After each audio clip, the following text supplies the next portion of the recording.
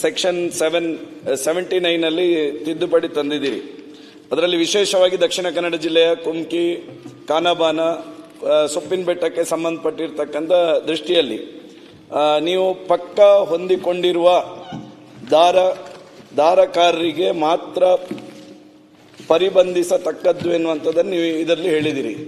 ಇದರ ಸಮಸ್ಯೆ ಏನಾಗ್ತದೆ ಅಂತ ಹೇಳಿದರೆ, ನಮ್ಮ ದಕ್ಷಿಣ ಕನ್ನಡ ಜಿಲ್ಲೆಯಲ್ಲಿ ಉದಾಹರಣೆಗೆ ನನ್ನ ತಂದೆಗೆ ಇದ್ದಂಥ ಆಸ್ತಿಯನ್ನು ನನ್ನ ಮಕ್ಕಳಿಗೆ ಪಾಲು ಮಾಡಿ ಆಸ್ತಿಯ ವಿಭಾಗ ಮಾಡಿ ಕೊಟ್ಟಂತಹ ಸಂದರ್ಭದಲ್ಲಿ ಇನ್ನೊಂದು ಪಾಲುದಾರರಿಗೆ ಕುಮ್ಕಿ ರೈಟ್ಸ್ ಬರ್ತದ ಇಲ್ವಾ ಅಂತ ನೀವು ಒಂದು ಒಂದು ನಿಮಿಷ ಎಲ್ಲ ಹೇಳ್ಬಿಡ್ತೇನೆ.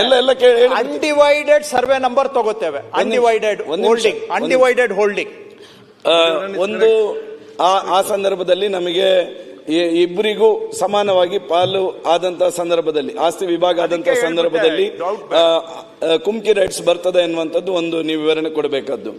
ಇನ್ನೊಂದು, ನಮ್ಮಲ್ಲಿ ನೀವು ಇದರಲ್ಲಿ ಏನ್ ಹೇಳಿದಿರಿ, ಒಂದು ಬಾರೆ ಆದ ನಂತರ ಉದಾಹರಣೆಗೆ ನನ್ನ ತಂದೆಯಲ್ಲಿದ್ದಂತಹ ಜಾಗವನ್ನು ನಾನು ಇನ್ನೊಬ್ಬರಿಗೆ ಮಾರಿದ ನಂತರ ಅದರಲ್ಲಿ ಕುಮ್ಕಿ ರೈಟ್ಸ್ ಹೋಗ್ತದೆ ಅನ್ನುವಂಥದ್ದು ಹೋಗ್ತದಾ ಇಲ್ವಾ ಎನ್ನುವಂಥದ್ದು ನೀವು ಸದನಕ್ಕೆ ತಿಳಿಸಬೇಕು.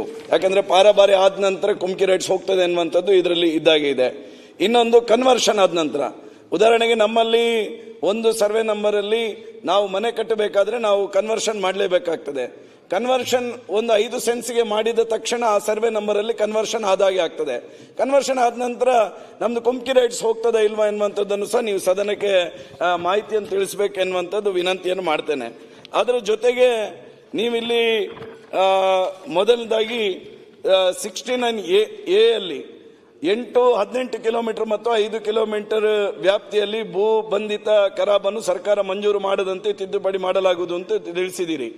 ಇದರಲ್ಲಿ ಏನಾಗುತ್ತೆ, ಉದಾಹರಣೆಗೆ ನಮ್ಮ ಪಟ್ಟ ಜಮೀನಿನಲ್ಲಿ 1-2 ಎಕರೆ ಕ್ವಾರಿ ಮಾಡ್ತಕ್ಕಂಥ ಒಂದು ಅವಕಾಶಗಳಿದ್ರೆ ಸರ್ಕಾರಕ್ಕೆ ಅದರಲ್ಲಿ ಇನ್ಕಮ್ ಬರ್ತಾ ಇತ್ತು.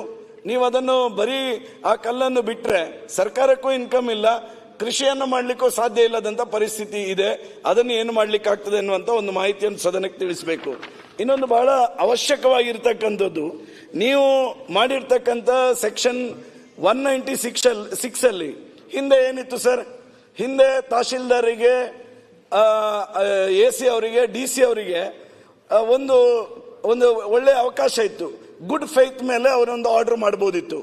ಯಾವುದೋ ಒಂದು ಗುಡ್ ಫೇತ್ ಮೇಲೆ ತಹಶೀಲ್ದಾರ್ ಕೋರ್ಟ್ ಅಲ್ಲಿ ಅಥವಾ AC ಅವರು ಅಥವಾ DC ಅವರು ಗುಡ್ ಫೇತ್ ಮೇಲೆ ಯಾವುದೋ ಒಂದು ಆರ್ಡರ್ ಮಾಡಿದ್ರೆ, ಆ ಆರ್ಡರ್ ಅನ್ನು ಮಾಡಿದ ನಂತರ ತಹಶೀಲ್ದಾರ್ ಮಾಡಿರ್ತಕ್ಕಂಥ ಆರ್ಡರ್ ಅನ್ನು AC ಗೆ ಅಪೀಲ್ ಮಾಡಿದಾಗ AC ತಹಶೀಲ್ದಾರ್ ಮಾಡಿದ ಏನು ಆದೇಶವನ್ನು ತಿರಸ್ಕಾರ ಮಾಡಿದಂತ ಸಂದರ್ಭದಲ್ಲಿ ನೀವು ಹೊಸ ಕಾನೂನನ್ನು ಏನು ಇಂಟ್ರೊಡ್ಯೂಸ್ ಮಾಡ್ತೀರಿ, ಆ ಇಂಟ್ರೊಡ್ಯೂಸ್ ಮಾಡಿರ್ತಕ್ಕಂಥ ಕಾನೂನು ಪ್ರಕಾರ ತಹಶೀಲ್ದಾರ್ ಮೇಲೆ FIR ಮಾಡಬಹುದು. ನಾಳೆ ತಹಶೀಲ್ದಾರ್ ಮೇಲೆ FIR ಮಾಡಬಹುದು, AC ಮೇಲೆ FIR ಮಾಡಬಹುದು, DC ಮೇಲೆ FIR ಮಾಡಬಹುದು ಅಂತ ಹೇಳಿದ್ರೆ ರಾಜ್ಯದ ಅಧಿಕಾರಿಗಳು ಭಯದಲ್ಲಿ ಕೆಲಸ ಮಾಡಬೇಕಾದಂತ ಸ್ಥಿತಿ ನಿರ್ಮಾಣ ಆಗ್ತದೆ. ಈ ರೀತಿಯಾಗಿ ಅಧಿಕಾರಿಗಳ ಮೇಲೆ ಅವರಿಗಿದ್ದಂತಹ ಒಂದು ಗುಡ್ ಫೇತ್, ಒಳ್ಳೆಯ ಒಂದು ಸದುದ್ದೇಶದಿಂದ ಅವ್ರು ಮಾಡ್ತಕ್ಕಂಥ ಕೆಲಸಕ್ಕೆ ನೀವು ಕಡಿವಾಣ ಹಾಕಿದ ರೀತಿಯಲ್ಲಿ ಆಗ್ತದೆ. ಸನ್ಮಾನ್ಯ ಸಭಾಧ್ಯಕ್ಷರೇ, ಇದಕ್ಕೆ ಕ್ಲಾರಿಫಿಕೇಶನ್ ಸರ್ಕಾರ ಕೊಡಬೇಕು. ಇನ್ನೊಂದು ವೆರಿ ಇಂಟ್ರೆಸ್ಟಿಂಗ್ ಪಾಯಿಂಟ್ ಏನಂತ ಹೇಳಿದ್ರೆ, ಸದರಿ ಕ್ರಮವು ಸದ್ಭಾವನೆ ಇಲ್ಲದೆ ಎಂಬುದನ್ನು ರುಜುವಾತು ಪಡಿಸುವ ಭಾರವು ಸಂಬಂಧಪಟ್ಟ ಅಧಿಕಾರಿಯದ್ದಾಗಿರ್ತದೆ ಎನ್ನುವಂಥದ್ದನ್ನು ಸಹ ನೀವು ಹೇಳಿದಿರಿ. ಯಾರು ತಹಶೀಲ್ದಾರ್ ಆರ್ಡರ್ ಮಾಡಿರ್ತಾನ ಅವನ ಮೇಲೆ FIR ಆಗ್ತದೆ, ಅವನೇ ಪ್ರೂವ್ ಮಾಡಬೇಕು ಅದು ಸರಿ ಇಲ್ಲ ಎನ್ನುವಂಥದ್ದು. ಪ್ರಾಯಶಃ ಇವತ್ತು ಈ ದೇಶದ ವ್ಯವಸ್ಥೆಯಲ್ಲಿ ಈ ರೀತಿಯ ವ್ಯವಸ್ಥೆಗಳು ಯಾಕೆ ಬಂದಿದೆ ಅಂತ ಹೇಳಿದ್ರೆ, ಉದಾಹರಣೆಗೆ AC court order, tahsildar court order ಅನ್ನು ಅಪೀಲ್ ಮಾಡ್ತಕ್ಕಂಥ ಅವಕಾಶ AC ಕೋರ್ಟ್ ಅಲ್ಲಿದೆ. AC ಕೋರ್ಟಿನ ಆರ್ಡರ್ ಅನ್ನು ಅಪೀಲ್ ಮಾಡಲಿಕ್ಕೆ DC ಕೋರ್ಟ್ನ ಅವಕಾಶ ಇದೆ. ಈ ಎಲ್ಲ ಅವಕಾಶಗಳು ಇರಬೇಕಾದ್ರೆ ಪ್ರಾಯಶಃ ರಾಜ್ಯದ ಅಧಿಕಾರಿಗಳು ಮುಂದಿನ ದಿನದಲ್ಲಿ ಕಂದಾಯ ಇಲಾಖೆಯಲ್ಲಿ ಭಯದಲ್ಲಿ ಕೆಲಸ ಮಾಡಬೇಕಾದಂತ ಪರಿಸ್ಥಿತಿ ನಿರ್ಮಾಣ ಆಗ್ತದೆ ಎನ್ನುವಂಥದ್ದು ಈ ಕಾಯ್ದೆಯ ಮೂಲಕ ನಾನು ವ್ಯಕ್ತಪಡಿಸಿದ್ದೇನೆ. ಸನ್ಮಾನ್ಯ ಕಂದಾಯ ಸಚಿವರು ಇದನ್ನು ಸದನಕ್ಕೆ ಬೆಳಕು ಚೆಲ್ಲತಕ್ಕಂಥ ವ್ಯವಸ್ಥೆಯನ್ನು ಮಾಡಬೇಕೆನ್ನುವಂತ ಆಗ್ರಹವನ್ನು ಮಾಡ್ತೇನೆ. ಈಗ ಕುಮ್ಕಿಯಲ್ಲಿ ನಾನು ಯಾವುದನ್ನು ಬದಲಾವಣೆ ಮಾಡ್ತಾ ಇಲ್ಲ. ನಾನು ಹೇಳ್ತಾ ಇರೋದು, ಅದು ಯಾರಿಗೆ ಪ್ರಿವಿಲೇಜಸ್ ಹಕ್ಕು ಸಿಗುತ್ತೆ ಅಂದ್ರೆ ಬಾಜುದಾರರಿಗೆ ಹಕ್ಕು ಸಿಗುತ್ತೆ ಅಂತ ಅಷ್ಟೇ ಹೇಳ್ತಾ ಇದ್ದೇನೆ, ಬಿಟ್ರೆ ಬೇರೆ ಯಾವುದು ನಾನು ರಿಸ್ಟ್ರಿಕ್ಷನ್ ಹಾಕ್ತಾ ಇಲ್ಲ, ಬೇರೆ ಯಾವುದು ತೆಗಿತಾನೂ ಇಲ್ಲ. ಹಾಗಾಗಿ ಹೇಳ್ತೇನೆ, ಕೇಳಿಸ್ಕೊಳ್ಳಿ. ಹಾಗಾಗಿ ನಾವು ಇದನ್ನು ಅಪ್ಲೈ ಮಾಡುವಾಗ ಅವ್ರೇನು ಹೇಳ್ತಾ ಇದ್ದಾರೆ, ಕುಟುಂಬದಲ್ಲಿ ವಿಭಾಗ ಆಗಿ ಅದು ನನಗೆ ಕುಮ್ಕಿ ಜಮೀನಿನ ಪಕ್ಕಕ್ಕೆ ನನಗೆ ಭಾಗ ಬಂದಿದೆ, ನನ್ನ ಸಹೋದರರಿಗೆ ನನಗೆ ಪಕ್ಕ ಬಂದಿದೆ, ಆವಾಗ ಡಿಸ್ಟೆನ್ಸ್ ಕಟ್ ಆಗಿದೆ ಅಂತ ಅವರ ಕಂಟಿಗ್ಯೂಟಿ ಇರೋದಿಲ್ಲ ಅಂತ ಹೇಳ್ತಾ ಇದ್ದಾರೆ. ಸೊ ಇದನ್ನು ಅಪ್ಲೈ ಮಾಡುವಾಗ ನಾವು ಮೂಲ ಹಕ್ಕು ಕೊಟ್ಟಿರುವಂತಹ ಪರಿಸ್ಥಿತಿಗೆ ಅಪ್ಲೈ ಮಾಡ್ತೇವೆ. ಮೂಲ ಯಾವಾಗ ನನ್ನ ತಾತನ್ಗೆ ಕೊಟ್ಟಿದ್ರು ಕುಮ್ಕಿ, ಅದಕ್ಕೆ ಅಪ್ಲೈ ಮಾಡ್ತೇವೆ. ಅದ ತಾತನಿಂದ ಯಾರ್ಯಾರಿಗೆ ಭಾಗ ಬಂದಿದೆ ಅವರೆಲ್ಲರಿಗೂ ಕೂಡ ನಾವು ಕೊಡುವಂತದನ್ನ ಮಾಡ್ತೇವೆ. ಅದನ್ನ ಸ್ಪಷ್ಟೀಕರಣ ಮಾಡ್ತಾ ಇದ್ದೇವೆ. ಅದ್ರಲ್ಲಿ ನೀವೇನು ಹೇಳ್ತೀರಿ ಅಂತಂದ್ರೆ, ಜಮೀನು ಪರಬಾರೆ ಅಥವಾ ಪರಿವರ್ತನೆ ಆದ ಮೇಲೆ ರದ್ದುಗೊಳ್ಳತಕ್ಕದ್ದು ಅಂತ ಸೇರಿಸಿದಿರಿ. ಅಲ್ಲ ನೋಡಿ, ಪೇಜ್ ನಂಬರ್ 5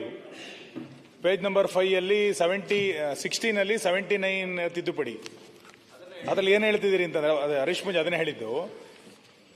ನೀವು ಹೇಳ್ದಂಗೆ ಪಕ್ಕ ಹೊಂದಿಕೊಂಡಿರುವಂತಹ ಧಾರಾಕಾರರಿಗೆ ಮಾತ್ರ ಪರಿಬಂಧಿಸತಕ್ಕದ್ದು ಓಕೆ, ಅದು ಒಪ್ಕೊಂಡೆ. ಅಂತ ಪಕ್ಕ ಹೊಂದಿಕೊಂಡಿರುವ ಜಮೀನು ಪರಬಾರೆ ಅಥವಾ ಪರಿವರ್ತನೆ ಆದ ಮೇಲೆ ರದ್ದುಗೊಳ್ಳತಕ್ಕದ್ದು ಅಂತಿದೆ. ನಾನು ಇದರಲ್ಲಿ ಅಮೆಂಡ್ಮೆಂಟ್ ಮೂವ್ ಮಾಡಿರ್ತಕ್ಕಂಥದ್ದು ಇಲ್ಲಿ ನನ್ನ ಹತ್ರ ಸದ್ಯಕ್ಕೆ ಇಂಗ್ಲಿಷ್ ಕಾಪಿ ಇದೆ. ಇದರಲ್ಲಿ ನಾನು ಇಷ್ಟು ಮಾತ್ರ ಸೇರಿಸಿದ್ದೇನೆ, provided further that the privilege in subsection 2 shall be restricted to adjoining holders only and exclusively for the purposes duly ordered without assigning any right or title whatsoever ಅಂತ ಇಷ್ಟು ಮಾತ್ರ ನಾವು ಸೇರ್ಪಡೆಯನ್ನ ಮಾಡ್ತಾ ಇದ್ದೇವೆ. ನಾನು ಅದನ್ನ ನಾನು ಸದನದಲ್ಲಿ ತಮಗೆ ಭರವಸೆ ಕೊಡ್ತಾ ಇದ್ದೇನೆ, ಅದನ್ನ ಯಾರು ಮೂಲ ಕುಮ್ಕಿದಾರರಿದ್ದಾರೆ, ಕುಮ್ಕಿ ಪ್ರಿವಿಲೇಜ್ ಹೋಲ್ಡರ್ಸ್ ಇದ್ದಾರೆ, ಅವರ ಹಂತದಲ್ಲಿ ಅದನ್ನ ಅಪ್ಲೈ ಮಾಡಿ, ತದನಂತರ ಅವರಲ್ಲಿ ಏನೇ ಭಾಗ ಆಗಿದ್ರು ಕೂಡ ಅವ್ರಿಗೂ ಈ ಕುಮ್ಕಿಯ ಹಕ್ಕು ಸಿಗುವ ಹಾಗೆ ರಕ್ಷಣೆ ಮಾಡುವಂತಹದ್ದು ನಮ್ಮ ಜವಾಬ್ದಾರಿ. ಅದಕ್ಕೇನಾದ್ರೂ ತೊಂದರೆ ಬಂದ್ರೆ ನಾಳೆ ಸರ್ಕಾರ ಜವಾಬ್ದಾರಿ ತಗೊಂಡು ಆ ತೊಂದರೆಯನ್ನ ನಿವಾರಣೆ ಮಾಡುವಂತಹದ್ದು ನಾವು ಮಾಡ್ತೇವೆ. ಅಲ್ಲ ಸನ್ಮಾನ್ಯ ಕಂದಾಯ ಸಚಿವರೇ, ಅದು ನೀವು ಹೇಳಿದ್ರಿ, ನಮಗೆ ಅರ್ಥ ಆಯ್ತು. ಕನ್ವರ್ಷನ್ ನಾನು ನೋಡ್ತೇನೆ. ಕನ್ವರ್ಷನ್ ಮತ್ತು ಕನ್ವರ್ಷನ್ ಮತ್ತು ಪರಬಾರೆ ಅಂತ ಹೇಳಿದ್ರೆ ನನ್ನಿಂದ ಇನ್ನೊಬ್ಬ ತಗೊಂಡ ತಕ್ಷಣ ಅವನಿಗೆ ಕಾಪಿರೈಟ್ ಹೋಯ್ತು ಅಂತ ಇದರಲ್ಲಿ ಹೇಳ್ತೀರಿ ನೀವು. ಸೊ ಇದನ್ನು ನೀವು ಸದನಕ್ಕೆ ಮತ್ತು ಜನರಿಗೆ ಕ್ಲಾರಿಫಿಕೇಶನ್ ಬೇಕು. ಯಾಕಂತ ಹೇಳಿದ್ರೆ ನಮ್ಮಲ್ಲಿ ಹೇಳಿದ್ದಾರೆ ಈಗ ಅವರು ಮೂಲದಲ್ಲಿ ಇರುವಂತಹದ್ದು ಇಷ್ಟು ಮಾತ್ರ ನಾನು ಸೇರ್ಪಡೆ ಮಾಡ್ತಾ ಇದ್ದೇನೆ ಸಭಾಧ್ಯಕ್ಷರೇ, ಬೇರೆ ಯಾವುದು ಕೂಡ ಸೇರ್ಪಡೆ ನೀವು ಪಾಸಿಟಿವ್ ಅಲ್ಲಿ ಹೇಳ್ತಾ ಇದ್ದೀರಿ, ನಾವು ಒಪ್ಕೋತೀವಿ. ಆದ್ರೆ ರೂಲ್ಸ್ ಬರ್ಬೇಕಾದ್ರೆ ಅದು ಬಂದ್ಬಿಟ್ರೆ ಮತ್ತೆ ನಮ್ಮ ಇಡೀ 2-3 ಜಿಲ್ಲೆಗಳಲ್ಲಿ ನನ್ನ ಜವಾಬ್ದಾರಿ ನಾನು ಅದನ್ನ ಸರಿ ಮಾಡುವಂತಹದ್ದು, ಆ ರೀತಿ ಆಗದೆ ಅಂತ ಮಾಡುವಂತಹದ್ದು ನನ್ನ ಜವಾಬ್ದಾರಿ ತೆಗೆದುಕೊಳ್ತೇನೆ ಸಭಾಧ್ಯಕ್ಷರೇ. ಮತ್ತೆ ಸರ್ ಮುಂದುವರೆದು ಅವರು ಮಾನ್ಯ ಒಂದು ನಿಮಿಷ 196 ಇದು ಹೇಳ್ತಾ ಬರ್ತಾ ನೀವು ಹೇಳಲಿಕ್ಕೆ ಬಿಟ್ರೆ ತಾನೇ ನೀವು ಅಷ್ಟು. ಹಾಗಾಗಿ ಮಾನ್ಯ ಸಭಾಧ್ಯಕ್ಷರೇ, ಇದರಲ್ಲಿ ಒಂದು ತಮ್ಮ ಮುಖಾಂತರ ನಾನೊಂದು ಅಮೆಂಡ್ಮೆಂಟ್ ಅನ್ನು ಆಲ್ರೆಡಿ ಇದಕ್ಕೆ ಮೂವ್ ಮಾಡಿದ್ದೇನೆ 196ಗೆ. ಅದರಲ್ಲಿ ಗುಡ್ ಫೇತ್ ಅಂತ ಹೇಳಿದ್ರೆ ಇಲ್ಲಿ 196 ಅಲ್ಲಿ ನಾವು ಏನು ಮಾಡಿದ್ದೇವೆ ಅದನ್ನ ತೆಗೆದು ಅದರ ಬದಲಿಯಾಗಿ ಒಂದು ಸರಳೀಕೃತ ಅಮೆಂಡ್ಮೆಂಟ್ ಅನ್ನ ಇದರಲ್ಲಿ ಮೂವ್ ಮಾಡಿದ್ದೇವೆ. ಏನಂದ್ರೆ ಅಗೇನ್ ಅದು ಇಂಗ್ಲಿಷ್ ಕಾಪಿ ಬಂದಿದೆ, ಕನ್ನಡದ ಕಾಪಿನೂ ಕೂಡ 1-2 ನಿಮಿಷದಲ್ಲಿ ಬರುತ್ತೆ ಅವರಿಗೆ. ಅಮೆಂಡ್ಮೆಂಟ್ ಆಲ್ರೆಡಿ ಮೂವ್ ಆಗಿದೆ, ಅದು ಪ್ರಿಂಟ್ ಆಗುವಾಗ ಅಮೆಂಡ್ಮೆಂಟ್ ಬಂದಿರಲಿಲ್ಲ, ಅದ್ರ ಅಮೆಂಡ್ಮೆಂಟ್ ಬರುವಾಗ ಪ್ರಿಂಟ್ ಆಗ್ಬಿಟ್ಟಿತ್ತು, ಹಾಗಾಗಿ ಅದರಲ್ಲಿ ಸೇರಿಲ್ಲ. ದಯವಿಟ್ಟು ಅಮೆಂಡೆಡ್ ಕಾಪಿಯನ್ನ ಸದಸ್ಯರಿಗೆ ಕೊಡಬೇಕು ಅಂತ ನಾನು ಕಾರ್ಯದರ್ಶಿಯವರಿಗೆ ಮನವಿ ಮಾಡ್ತೇನೆ. ಇದರಲ್ಲಿ ಅದನ್ನ ಈಗ ಅಲ್ಲಿ ಇರುವಂತಹದನ್ನ ತೆಗೆದಾಕಿ ಸರಳೀಕರಣ ಮಾಡಿದ್ದೇವೆ. ಏನಂದ್ರೆ ಗುಡ್ ಫೇತ್ ಪ್ರೊಟೆಕ್ಷನ್ ಬಗ್ಗೆ, good faith is not available except which is done or believed without due care and attention, or where he corruptly or maliciously makes or pronounces in any stage of a formal or a summary inquiry any report, order, verdict or decision which he knows to be contrary to the law. ಈ ರೀತಿಯಾಗಿ ಮಾಡಿ, ಅದು ಏನು ತಾವು ಹೇಳಿದ್ರಿ ಆತಂಕ, ಅದನ್ನ already ನಾನು ಚರ್ಚೆ ಮಾಡಿ ಅಧಿಕಾರಿಗಳ ಹತ್ರ ಅದನ್ನ ತೆಗೆದು ಇದನ್ನ ಅಲ್ಲಿಗೆ ಸೇರಿಸಿದ್ದೇನೆ. ನಾನು ಈಗ ಮಂಜೂರಾತಿ ಕೇಳುವಾಗ ಈ ಅಮೆಂಡ್ಮೆಂಟ್ ಅನ್ನು ಸೇರಿಸಿ ಮಾಡ್ಲಿಕ್ಕೆನೆ ನಾನು ಸದನದಲ್ಲಿ ಕೇಳ್ತಾ ಇರತಕ್ಕಂಥದ್ದು. That section is amended further. ಅದರಲ್ಲಿ ಈ ಅಮೆಂಡ್ಮೆಂಟ್ ಅನ್ನ ನಾನು ಮೂವ್ ಮಾಡಿದ್ದೇನೆ. ಸೆಕ್ರೆಟರಿ ಅವರು ಕೂಡ ಇದನ್ನ ಟೇಬಲ್ ಮಾಡಿದ್ದಾರೆ. ಅಲ್ಲ ಕಂದಾಯ ಸಚಿವರೇ ಕೊಟ್ಟಿದ್ದಾರೆ. ಅಲ್ಲ ಕಂದಾಯ ಸಚಿವರು, ನೀವು ಹೇಳಿ ಅಮೆಂಡ್ಮೆಂಟ್ ತಂದಿದ್ದೀರಿ, ಆದರೆ ಸೆಕ್ಷನ್ 25, 50, 51, 52, 54, 129, 129A, 130, 136 ಇದೆಲ್ಲವೂ ಈಗ ಉದಾಹರಣೆಗೆ ನಿಮ್ದು ಮ್ಯುಟೇಷನ್ ಇರ್ಬೋದು, ಈ ರೀತಿಯ ಎಲ್ಲ ಸೆಕ್ಷನ್ಗಳಲ್ಲಿ ಮಾನ್ಯ ಅಧ್ಯಕ್ಷರೇ, ನಾನು ಸದಸ್ಯರಿಗೆ ಅದೇ ಮನವರಿಕೆ ಮಾಡ್ತಾ ಇರೋದು, ಅದನ್ನ ಆ ಪ್ಯಾರಾಗ್ರಾಫ್ ಅನ್ನೇ ಚೇಂಜ್ ಮಾಡಿದ್ದೇನೆ. ಓಕೆ, ಪ್ಯಾರಾಗ್ರಾಫ್ ಅನ್ನ ಚೇಂಜ್ ಮಾಡಿ ಈ ಪ್ಯಾರಾಗ್ರಾಫ್ ಇಂಟ್ರೊಡ್ಯೂಸ್ ಮಾಡಿದ್ದೇನೆ. ಅಡಿಷನಲ್ ಅಲ್ಲಿ ಟೇಬಲ್ ಆಗಿದೆ ನೋಡಿ. ಹಾಗಾದ್ರೆ ಅದನ್ನ ನೀವು, ನಾನು ಒಪ್ಪಿಕೊಳ್ತೇನೆ ಅದನ್ನು. ಇನ್ನೊಂದು ಲಾಸ್ಟಿಗೆ ಇರ್ತಕ್ಕಂಥದ್ದು ಗುಡ್ ಫೇತ್ಗೆ ಸಂಬಂಧಪಟ್ಟಂತೆ, ಸಪೋಸ್ ಎಲ್ಲಿಯಾದ್ರೂ ಇದಕ್ಕೆ ನೀವೇನು ಈಗ ಅಮೆಂಡ್ಮೆಂಟ್ ತಂದಿದ್ದೀರಿ, ಆ ತಂದಿರ್ತಕ್ಕಂಥ ಅಮೆಂಡ್ಮೆಂಟ್ ಪ್ರಕಾರ ಅವನಿಗೆ ಶಿಕ್ಷೆ ಆಗುದಿದ್ರೆ ಈ ಕ್ಲಾಸೇ ಅದಕ್ಕೆ ಅಪ್ಲೈ ಆಗತ್ತಾ ಅಂತ ಹೇಳುವಂಥದ್ದು. ಇದು ಜನರಲ್ ಸರ್ವಿಸಸ್ ಕ್ಲಾಸ್ ಅಲ್ಲಿ ಆಲ್ರೆಡಿ ಇದಿದೆ, ಅದನ್ನ ಇಲ್ಲಿ ರೀಇಟ್ರೇಟ್ ಮಾಡಿದ್ದೇನೆ ಅಷ್ಟೇ. ಜನರಲ್ ಸರ್ವಿಸಸ್ ಅಲ್ಲಿ ಈ ಒಂದು ಪದ ಬಳಕೆ ಇದೆ, ಸೊ ಅದನ್ನ ಇಲ್ಲಿ ರೆಫರೆನ್ಸ್ ಕೊಟ್ಟಿದ್ದೇನೆ. ಏನಾಗ್ತಾ ಇದೆ ನೋಡಿ, ನೀವು ಹೇಳ್ತಾ ಇದ್ದೀರಾ, ನೀವು ಹೇಳಿದ್ದನ್ನ ನಾನು ತಿರಸ್ಕಾರ ಮಾಡೋದಿಲ್ಲ. ಆದ್ರೆ ಇವತ್ತು ನಾನು ನಿಮ್ಗೆ ಒಂದು ಕಾಪೆಂಡಿಯಂ ಮಾಡಬಹುದು, ಯಾವ ರೀತಿ ಇದು ಕ್ವಾಸಿ ಜುಡಿಷಿಯಲ್ ಅಧಿಕಾರ, ಕೆಲವು ಅಧಿಕಾರಿಗಳು, ಎಲ್ಲರೂ ಅಲ್ರ, ದುರುಪಯೋಗ ಮಾಡ್ತಾ ಇದ್ದಾರೆ. ಸರ್ಕಾರಿ ಆಸ್ತಿ ಲೂಟಿ ಆಗ್ತಾ ಇದೆ, ಯಾರ್ದೋ ಜಮೀನು ಯಾರಿಗೋ ಕೊಡ್ತಾ ಇದ್ದಾರೆ ಅಂತ ಕೊಟ್ರೆ ಎಲ್ಲ ಗೊತ್ತಿದ್ದು ಮಾಡುವಂತರಿದ್ದಾರೆ. ಗೊತ್ತಿಲ್ಲದೆ ಮಾಡಿದ್ರೆ ಅವರಿಗೆ ವಿ ಆರ್ ಫಾರ್ ದೆಮ್. ಅಮಾಯಕರು ತಪ್ಪು ಮಾಡಿ ಏನು ಆ ರೀತಿಯಾಗಿ ತಪ್ಪಾದ್ರೆ ಅವರಿಗೆ ಶಿಕ್ಷೆ ಮಾಡುವಂತ ಯಾವ ಉದ್ದೇಶನೂ ಸರ್ಕಾರಕ್ಕಿಲ್ಲ. ಆದ್ರೆ ಕ್ವಾಸಿ ಜುಡಿಷಿಯಲ್ ಪವರ್ ಇದೆ, ನಾನು ಏನ್ ಬೇಕಾದ್ರೂ ಆರ್ಡರ್ ಮಾಡ್ಬೋದು ಅಂತೇಳಿ ಕಾನೂನಿಗೆ ವಿರುದ್ಧವಾಗಿ ಆರ್ಡರ್ ಮಾಡ್ತಾರಲ್ಲ, ಸಾಕ್ಷಿಗೆ ವಿರುದ್ಧವಾಗಿ ಆರ್ಡರ್ ಮಾಡ್ತಾರಲ್ಲ. ಈಗ ನಿನ್ನೆ ಒಂದು ಕೇಸ್ ನೋಡಿದೆ, ಅಲ್ಲಿ ಒಂದು 136(3) ಅಲ್ಲಿ ಕೇಸ್ ಹಾಕೊಂಡಿದ್ದಾರೆ. ಅಲ್ಲಿ ಅವ್ರಿಗೆ ದಾಖಲೆ ಇಲ್ಲ ಅಂತ ಲೋಕಲ್ ತಹಶೀಲ್ದಾರ್ ಹೇಳಿದ್ದಾರೆ. ಇವ್ರು ಹೇಳ್ತಾರೆ ನಾನು ಸ್ಪಾಟ್ಗೆ ವಿಸಿಟ್ ಮಾಡಿದ್ದೆ, ಸ್ಪಾಟ್ಗೆ ವಿಸಿಟ್ ಮಾಡಿದಾಗ ಪಕ್ಷಕಾರರು ನನಗೆ ಸರ್ಟಿಫೈಡ್ ಕಾಪಿ ಕೊಟ್ಟಿದ್ದಾರೆ ಅಂತೇಳಿ ಆ ಸರ್ಟಿಫೈಡ್ ಕಾಪಿ ಮೇಲೆ ಇವ್ರು ಆರ್ಡರ್ ಮಾಡ್ತಾರೆ ಅವ್ರಿಗೆ 10 ಎಕರೆ. ಆಯ್ತು, ಅದು ಕೊಟ್ಟಂತಹದ್ದು ನೈಜತೆಯನ್ನಾದ್ರೂ ಪರಿಶೀಲನೆ ಮಾಡ್ಕೋಬೇಕಲ್ವಾ? ಈ ರೀತಿಯಾಗಿ ದುರುಪಯೋಗ ಆಗ್ತಾ ಇರೋವಾಗ, ಅಲ್ಲಿ ಅವರ ದುರುದ್ದೇಶ ನೇರವಾಗಿ ಸ್ಪಷ್ಟವಾಗಿ ಕಾಣುವಾಗ, ಕಾನೂನಿಗೆ ವಿರುದ್ಧವಾಗಿ ಆದಾಗ ಮಾತ್ರ ಅನ್ನುವಂಥ ಪದವನ್ನ ಇಲ್ಲಿ ನಾವು ಮಾಡಿದ್ದೇವೆ. ಹಾಗಾಗಿ ಅಂತ ಪ್ರಕರಣಗಳು ಇದ್ದಾವೆ. ಹಾಗಾಗಿ ನ್ಯಾಯಯುತವಾಗಿ ಮಾಡಿದಂಥವರಿಗೆ ರಕ್ಷಣೆ ಮಾಡೋದು ನಮ್ಮ ಕರ್ತವ್ಯ, ನಮ್ಮ ಜವಾಬ್ದಾರಿ. ಅದರ ಜೊತೆಗೆ ಗೊತ್ತಿದ್ದು ಕಾನೂನಿನ ಅಡಿಯಲ್ಲಿ ತಪ್ಪು ಮಾಡುವಂತವರಿಗೆ ಮಾತ್ರ ಸ್ವಲ್ಪನಾದ್ರೂ ಅವ್ರಿಗೊಂದು ಎಚ್ಚರಿಕೆ ಇರಬೇಕು ಅನ್ನೋ ಕಾರಣದಿಂದ ಇದನ್ನ ಸೇರಿಸಿದ್ದೇವೆ ಸಭಾ. ಸರ್, ಒಂದು ನಿಮಿಷ ಅಧ್ಯಕ್ಷ, ಒಂದು ನಿಮಿಷ. ನೀವು ಕೃಷ್ಣ ಬೈರೇಗೌಡರಲ್ಲಿ ಒಂದು ಸ್ವಲ್ಪ ಮನಸ್ಸು ಸ್ವಲ್ಪ ವಿಶಾಲ ಮಾಡ್ಕೋಬೇಕು ಅಂತ ವಿನಂತಿಸ್ತೇನೆ. 94 ಮತ್ತು 94C ನಲ್ಲಿ ತಿದ್ದುಪಡಿ ಮಾಡಿದ್ದೀರಿ ನೀವು, 21 ಮತ್ತು 22. ಅದರಲ್ಲಿ ಏನ್ ಹೇಳ್ತೀರಿ ಅಂತಂದ್ರೆ, ಏರಿಯಲ್ ಮುಖಾಂತರ ವೈಮಾನಿಕವಾಗಿ ಲೆಕ್ಕ ಹಾಕತಕ್ಕದ್ದು ಅಂತ ಹೇಳ್ತೀರಿ. ಮಾನ್ಯ ಅಧ್ಯಕ್ಷರೇ, ಪುರಸಭೆ, ನಗರಸಭೆ, ಮಹಾನಗರ ಪಾಲಿಕೆ 10 ಕಿಲೋಮೀಟರ್ 8 ಕಿಲೋಮೀಟರ್ ಸರಿ, ಬೆಂಗಳೂರನ್ನ ಕೇಂದ್ರವಾಗಿ ಇಟ್ಟುಕೊಂಡು ಅಥವಾ ಯಾವುದೋ ಮಹಾನಗರ ಪಾಲಿಕೆಯನ್ನು ಕೇಂದ್ರವಾಗಿ ಇಟ್ಟುಕೊಂಡು 94cc ಅಥವಾ ಸಿಸಿಯನ್ನು ಲೆಕ್ಕ ಮಾಡ್ಕೊಳ್ಳೋದು ಸ್ವಲ್ಪ ಕಷ್ಟ ಸಾಧ್ಯ. ನಮ್ಮಲ್ಲೆಲ್ಲ ಬಹಳ ಸಣ್ಣ ಸಣ್ಣ ಗ್ರಾಮಗಳು ಪುರಸಭೆಗೆ ಹೊಂದ್ಕೊಂಡಿದೆ. ನೀವು ವೈಮಾನಿಕ ಸಮೀಕ್ಷೆ ಅಂತಂದ್ಬಿಟ್ರೆ ಇಡೀ ಗ್ರಾಮ ಪಂಚಾಯತಿನೇ ಹೋಗ್ಬಿಡುತ್ತೆ, ಬಾರ್ಡರ್ ಇಂದ ಮತ್ತೆ ಅವಾಗ ಏನೂ ಕೊಡ್ಲಿಕ್ಕೆ ಸಾಧ್ಯ ಇಲ್ಲ. ಯಾರಿಗೂ 94C ಅಥವಾ ಸಿಸಿ ಕೊಡ್ಲಿಕ್ಕೆ ಸಾಧ್ಯ ಇಲ್ಲ. ದಯಮಾಡಿ ಕಿಲೋಮೀಟರ್ ಅಂತ ಇರೋದನ್ನ ನಾನು ವಾದ ಮಾಡ್ಲಿಕ್ಕೆ ಹೋಗಲ್ಲ, ಅದ್ರ ಸಾಧಕ ಬಾಧಕ ಬಗ್ಗೆ ಆಮೇಲೆ ಚರ್ಚೆ ಮಾಡೋಣ. ಆದ್ರೆ ಇದರಲ್ಲಿ ನೀವು ಏನ್ ಸೇರಿಸಿದಿರಿ, ಅಧಿಕಾರ ವ್ಯಾಪ್ತಿಯ ಪರಿಮಿತಿಗಳಿಂದ ಅಂತರವನ್ನು ವೈಮಾನಿಕವಾಗಿ ಲೆಕ್ಕ ಹಾಕತಕ್ಕದ್ದು ಅಂತಿದೆ. ಅದನ್ನು ದಯಮಾಡಿ ತೆಗೆದುಹಾಕಬೇಕು ಅಂತ ವಿನಂತಿಸ್ತೇನೆ. ಸರ್, ನಾನು ಒಂದು ನಿಮಿಷ. ಅದು ಈಗ ಸುನಿಲ್ ಕುಮಾರ್ ಹೇಳಿದಂತದ್ದು, ಒಂದು ಮಹಾನಗರ ಪಾಲಿಕೆಯಿಂದ 10 ಕಿಲೋಮೀಟರ್ ಅಂತ ಇದೆ, ಪುರಸಭೆಯಿಂದ ಬಹುಶಃ 3-5 ಕಿಲೋಮೀಟರ್ ಏನಿದೆ, 5 ಕಿಲೋಮೀಟರ್, ನಗರ ಪಂಚಾಯತ್ ಪಟ್ಟಣ ಪಂಚಾಯತಿಂದ 3 ಕಿಲೋಮೀಟರ್ ಅಂತ ಇದೆ. ಅದೇನಾಗ್ತದೆ, ಆ ಬಾರ್ಡರ್ನಿಂದ ಹೇಳುವ ಆ ಕಡೆಯಿಂದ ಹೇಳುವಾಗ ಒಂದೊಂದು ವಿಲೇಜೇ ಹೋಗ್ತದೆ. ಆದ್ದರಿಂದ ಈ ಮಹಾನಗರ ಪಾಲಿಕೆ ಮತ್ತು ಪುರಸಭೆ ಪಟ್ಟಣ ಪಂಚಾಯತಿಗಳ ಹಿಂದೆ ಈಗ ಪಟ್ಟಣ ಪಂಚಾಯತ್, ಮಹಾನಗರ ಪಾಲಿಕೆ, ನಗರ ಪಂಚಾಯತ್ ಆಗುವ ಮೊದಲು ಕೊಟ್ಟಂತ ಅರ್ಜಿಗಳಿಗೆ ಒಮ್ಮೆ ಅದಕ್ಕೆ ಪರಿಹಾರವನ್ನು ಕೊಡಬೇಕು. ಆ ಬಳಿಕ ಬೇಕಾದ್ರೆ ಮಾಡ್ಬೋದು. ಇನ್ನೊಂದು 94cc ಯಲ್ಲಿ 600 ಚದರ ಅಡಿ ಅಂತ ತಾವು ಹೇಳಿದ್ದೀರಿ. 1.5 ಸೆನ್ಸಿನಷ್ಟು ಬರ್ತದೆ. ನಮ್ಮವರಲ್ಲಿ ಸೆನ್ಸ್ ಅಂತ ಹೇಳ್ತೀವಿ 1.3. ಅದಕ್ಕೆ ಬ್ಯಾಂಕ್ಗಳು ಯಾವುದು ಲೋನ್ ಕೊಡಲ್ಲ. ಯಾವುದೇ ಬ್ಯಾಂಕ್ಗಳೊಂದು ಪಾಪದವರು ಮನೆ ಕಟ್ಟಬೇಕಾದ್ರೆ ಕೊಡಲ್ಲ. ಅದಕ್ಕಾಗಿ ಅದಕ್ಕೂ 3 ಸೆನ್ಸ್ ಆದ್ರೂ ಅದನ್ನು ಮಾಡಬೇಕು. 3 ಸೆನ್ಸ್ ಅಂದ್ರೆ 60-40 ಅಲ್ಲ. ಮತ್ತೆ ಇದಕ್ಕೆ ಗ್ರಾಮೀಣ ಭಾಗಕ್ಕೆ 94C ಯಲ್ಲಿ 40-60 ಅದು 1200 ಸ್ಕ್ವೇರ್ ಫೀಟ್ ಸಾಕು. ಇದನ್ನು ಅಷ್ಟೇ ಮಾಡಬೇಕು. ಮತ್ತೆ ಇದೊಂದು ಮಹಾನಗರ ಪಾಲಿಕೆಯಿಂದ 10 ಕಿಲೋಮೀಟರ್ ಇದ್ದದನ್ನ 5 ಕಿಲೋಮೀಟರ್ ಮಾಡಿ ಸ್ವಲ್ಪ ಸ್ವಲ್ಪ ಕೊಟ್ರೆ ಲಾಭ ಆಗ್ತದೆ ಅಂತ ನನ್ನ ಅನಿಸಿಕೆ. ಒಂದು ನಿಮಿಷ. ನಮ್ಮದು ಇಲಾಖೆದು 5 ಇದೆ, ಇನ್ನು 4 ಇದೆ. ದಯವಿಟ್ಟು ಸಹಕಾರ ಕೇಳ್ತಾ ಇದ್ದೇನೆ. ಈಗ ಪೂಜಾ ಅವರು ಫಾಸ್ಟ್ ಮುಗಿಸುವ, ಬೇಗ ಬೇಗ ಪಾಸ್ ಮಾಡಿ. ಇದೆಲ್ಲ ಏನ್ ಬೇರೆ ಈಗ ಇದ್ರಲ್ಲ ಕಂದಾಯ ಸಚಿವರು. ಸಹಕಾರ ಮಾಡಿದ್ರೆ ಬೇಗ ಬೇಗ ಅಧ್ಯಕ್ಷರೇ ಪಾಸ್ ಆಗ್ತದೆ. ಅಧ್ಯಕ್ಷರೇ ದಯವಿಟ್ಟು ಅಧ್ಯಕ್ಷರೇ ಈಗ ಅಧ್ಯಕ್ಷರೇ ಒಂದು ನಾಯಕರು ಹೇಳಿದ್ ಕೇಳಿಸ್ಕೋಬೇಕಲ್ಲ ಅಧ್ಯಕ್ಷರೇ ಒಂದು ಕ್ಲಾರಿಫಿಕೇಶನ್ ಆಮೇಲೆ ಎಲ್ಲ ಉತ್ತರ ಕೊಟ್ಬಿಡ್ಲಿ.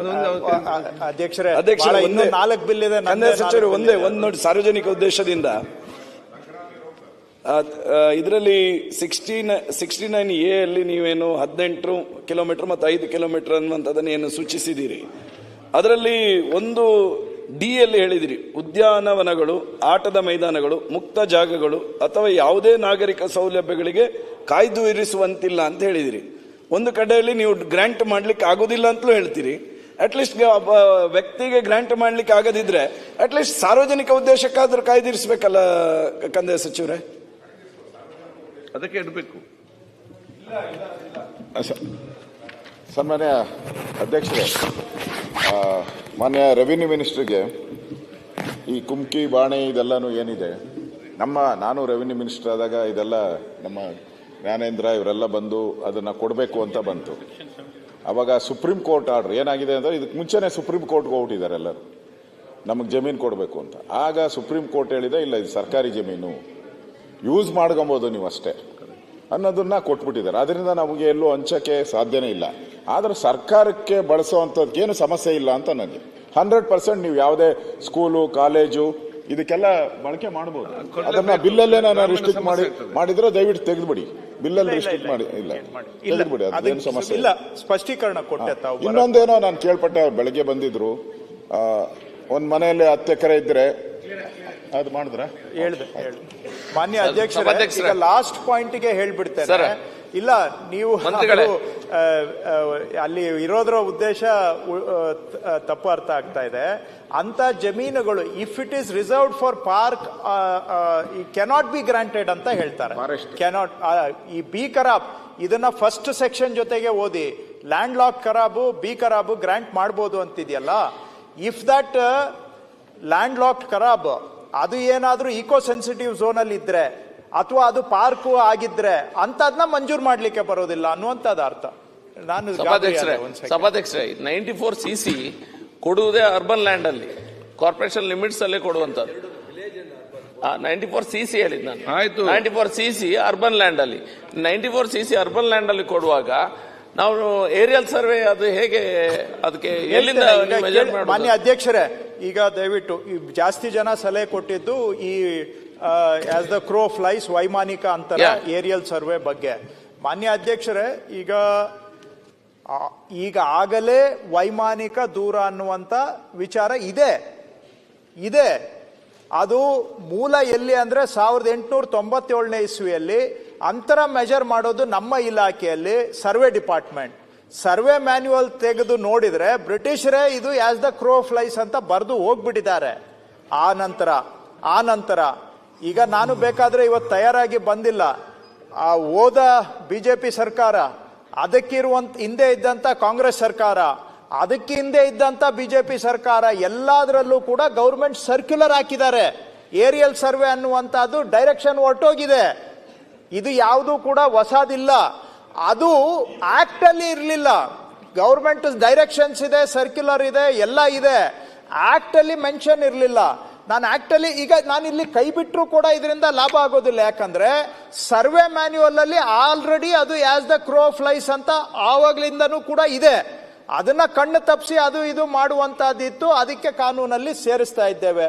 ಇನ್ನು 94cc ಬಗ್ಗೆ ಮಾತಾಡಿದ್ರು. 94cc ಅರ್ಜಿ ಹಾಕ್ಲಿಕ್ಕೆ ಅವಕಾಶ ಕೊಟ್ಟಿದ್ದು 2014-15ರಲ್ಲಿ. ಆ ಅರ್ಜಿಗಳಲ್ಲಿ ಈಗ 95, 96, 97 ಭಾಗ ವಿಲೆ ಆಗಿ ಹೋಗಿದೆ. ನಾನು ಯಾವುದು ಕಾನೂನನ್ನ ವಿಲೆ ಆಗಿರೋದಕ್ಕೆ ಅಪ್ಲೈ ಮಾಡ್ತಾ ಇಲ್ಲ, ಫ್ಯೂಚರ್ಗೆ ಮಾತ್ರ ಇದು ಅನ್ವಯ ಆಗುತ್ತೆ. ಕಾನೂನಲ್ಲಿ ಸ್ಪಷ್ಟೀಕರಣ ಇರಬೇಕು. ಹಿಂದೆ ಕೊಟ್ಟಿದ್ದನ್ನ ಅದನ್ನ ಕೆದಕು ಅಂತ ಅದಕ್ಕೆ ನನಗೆ ಪುರ್ಸೋತಿಲ್ಲ. ಸದ್ಯ ಬಾಕಿ ಇರೋ ಕೆಲಸ ಮಾಡಿದ್ರೆ ಸಾಕಾಗಿದೆ. ಇನ್ನ ಉಳುಕಿ ಮೇಲೆ ಹಾಕೊಳ್ಳೋದಕ್ಕೆ ನನಗೆ ಬೇಕಾಗಿಲ್ಲ. ಸೊ ಪ್ರಾಸ್ಪೆಕ್ಟಿವ್ಲಿ ಕ್ಲಾರಿಟಿ ಕೊಡ್ತಾ ಇದ್ದೇವೆ. ರೂಲ್ಸ್ ಅಲ್ಲಿ ಏನಿದೆ, ಸರ್ಕ್ಯುಲರ್ ಅಲ್ಲಿ ಏನಿದೆ, ಅದನ್ನ ನಾವು ಆಕ್ಟ್ಗೆ ತಗೊಂಡ್ ಬರ್ತಾ ಇದ್ದೀವಿ. ಅಷ್ಟೇ ಬಿಟ್ರೆ ನಾವು ಇವತ್ತು 94cಗೆ ಹೊಸದು, ಯಾಕಂದ್ರೆ ಏನೋ 94cc ಚರ್ಚೆ ಆಗ್ತಾ ಇದೆ ಅಂತೇಳಿ ಮತ್ತೊಂದೇನೋ ಅವಕಾಶ ಅದು ಯಾವುದೂ ಇಲ್ಲ. ಇದು ನಾವು ಪ್ರಾಸ್ಪೆಕ್ಟಿವ್ಲಿ ಇದನ್ನ ಕಾನೂನಲ್ಲಿ ಸೇರಿಸಿದ್ದೇವೆ. ಬಾಕಿ ಇರೋದು ಒಂದು 2% ಅರ್ಜಿ ಬಾಕಿ ಇರಬಹುದು ಅಷ್ಟೇ. ನನಗೆ 2 ಅಥವಾ 3% ನನ್ನ ಹತ್ರ ಎಕ್ಸಾಕ್ಟ್ ನಂಬರ್ಸು ಕೂಡ ಇದೆ. ಹಾಗಾಗಿ ಇದೆಲ್ಲ ವಿಲೆ ಆಗಿ ಹೋಗಿದೆ ಸಭಾಧ್ಯಕ್ಷರೇ. ಮುಂದಿನ ಉದ್ದೇಶಕ್ಕೆ ಕಾನೂನಲ್ಲಿ ಸ್ಪಷ್ಟವಾಗಿ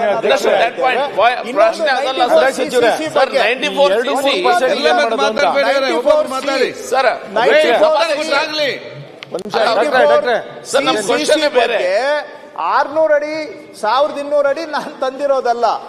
ಮೂಲ ಕಾನೂನಲ್ಲಿ ಏನಿತ್ತು 20 ಅಡಿಗೆ 30 ಅಡಿ ಅಂತ ಇತ್ತು. ಹಾಗಾದ್ರೆ ಅದರ ಆಕಾರ 20 ಅಡಿ 30 ಅಡಿನೇ ಇರಬೇಕು. ನಾನು ಅದನ್ನ ತೆಗೆದಾಕಿ 600 ಅಡಿ ಅಂತ ಫ್ಲೆಕ್ಸಿಬಿಲಿಟಿ ಕೊಡ್ತಾ ಇದ್ದೇನೆ.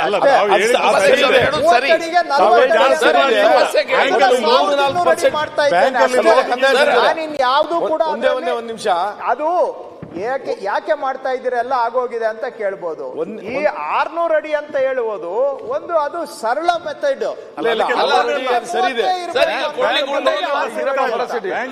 ಅಷ್ಟೇ ಇರುವಂತದ್ದು ಸಭಾಧ್ಯಕ್ಷರೇ, ಸಣ್ಣ ಕನ್ಫ್ಯೂಷನ್ ಸರ್. 94 ಇದೆಯಲ್ಲ, ಈಗ 94 ಸಿಸಿ ಅವ್ರು ಹೇಳಿದ್ದಾರೆ ನೀವು 3% ಇದೆ ಅಂತ ಹೇಳ್ತಿರಲ್ಲ, ಅದಕ್ಕೇನ್ ಪರಿಹಾರ ಅನ್ನೋದು ಈಗ ಆಲ್ರೆಡಿ ವಿಲೆ ಮಾಡಿಸ್ತೀರಾ? ಸಭಾಧ್ಯಕ್ಷರೇ, ನಮ್ ಜವಾಬ್ದಾರಿ. 2-3% ಬಾಕಿ ಇದೆ. ಅವರು ಕೆಲವರು ಹೇಳಿದ್ದಾರೆ ಅದನ್ನ ವಿಲೆ ಮಾಡಿಸೋದು ಬ್ಯಾಲೆನ್ಸ್ ಇರೋದು ಆಗೋಗ್ಬೇಕಾಗಿತ್ತು. ಇಷ್ಟ ದಿನಕ್ಕೆ ಮೊದಲೇ ನಾನ್ ಬಂದ್ಮೇಲೆ ಹೋದ್ರು ಆಗ್ಬೇಕಾಗಿತ್ತು, ಆಗಿಲ್ಲ. ಅದನ್ನ ಮಾಡಿಸ್ತೇವೆ.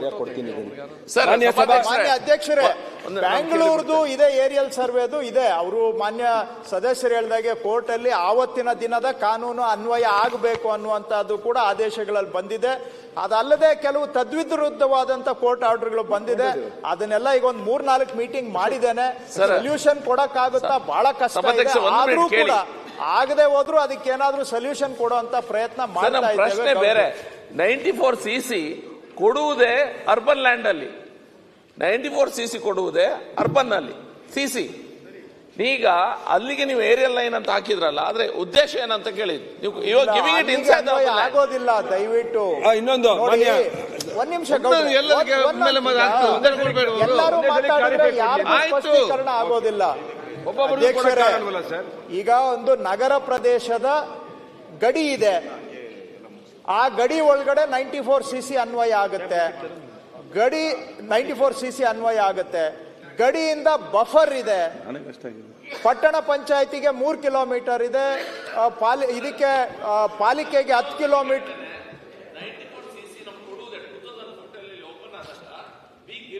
Inside the corporation limit, corporation limits ಒಳಗೆ ಕೊಡುದು. ಈಗ ನೀವು ಇದು ಅನ್ವಯ ಆಗೋದಿಲ್ಲ. ಸರ್, ಅದಕ್ಕೆ ಏನು ತೊಂದರೆ ಇಲ್ಲ. ಅದರಿಂದ ಹೊರಗಡೆ ಹೋಗೋದು ಸರ್. ಹೊರಗಡೆ ಒಳಗಡೆ ಇದು ಅನ್ವಯ ಆಗೋದಿಲ್ಲ.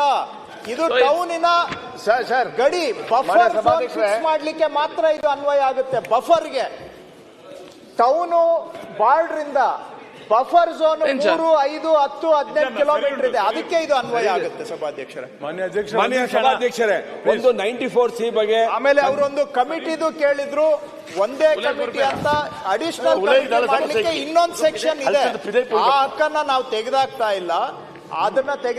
ಅಡಿಷನಲ್ ಕಮಿಟಿ ಮಾಡೋದಕ್ಕೆ ಅಡಿಷನಲ್ ಸೆಕ್ಷನ್ ಇದೆ.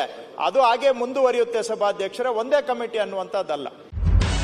ನಿಖರ ಸುದ್ದಿ, ಸದಭಿರುಚಿಯ ಕಾರ್ಯಕ್ರಮ. ನೀವು ನೋಡ್ತಾ ಇದ್ದೀರಾ ಕಹಳೆ ನ್ಯೂಸ್, ಸಮಾಜದ